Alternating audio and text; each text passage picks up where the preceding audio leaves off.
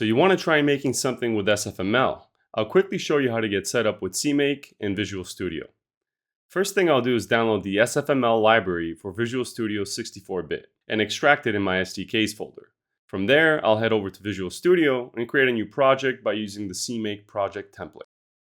Once the new project is set up, let's make a copy of the CMake presets.json file and make another one called CMake user presets.json.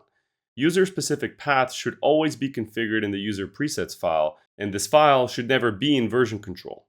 This is a good habit to get into, as the CMake presets file can be shared among multiple developers and should never contain paths on a particular machine. Once we make this file, delete all the build configurations in it except for x64 debug. Rename the build name and display name to x64 debug user and make it inherit from the x64 debug build. Now all fields from that build will be inherited by our new user build.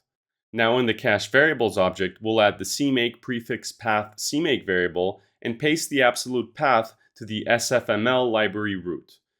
SFML3 has a getting started guide which tells us how to configure our build. After taking a look, we'll head over to our CMake list file and tell CMake to find the SFML library. We do this with the find package command, telling it we want SFML3, and then using the components option and specifying the graphics component. We'll also need a target link libraries call, specifying the executable target, and linking with the graphics component from the SFML namespace. I set all of my libraries private by default, unless otherwise needed.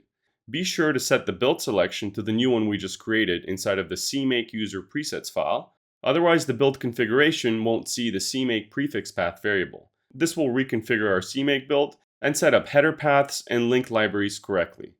Now we can include the SFML header in our program and test it using the sample program in the Getting Started guide. If you run the program though, you'll likely get an error regarding not being able to find the runtime DLL. We'll fix this by telling Visual Studio to run our project with a custom path variable which will include the SFML bin directory. We do this by making sure the startup item is set to our executable and then heading over to the debug and launch settings. In there, we'll configure the path variable to include the path to the bin directory in the library we just downloaded. The path variable will only be affected while we run the program using Visual Studio. This approach saves us the need of having to configure these paths system-wide, as well as removing the need to copy any DLLs around to our output directory. Now when you run the program, you'll see the window displayed correctly, and you can start doing whatever you'd like with SFML. I hope this helped.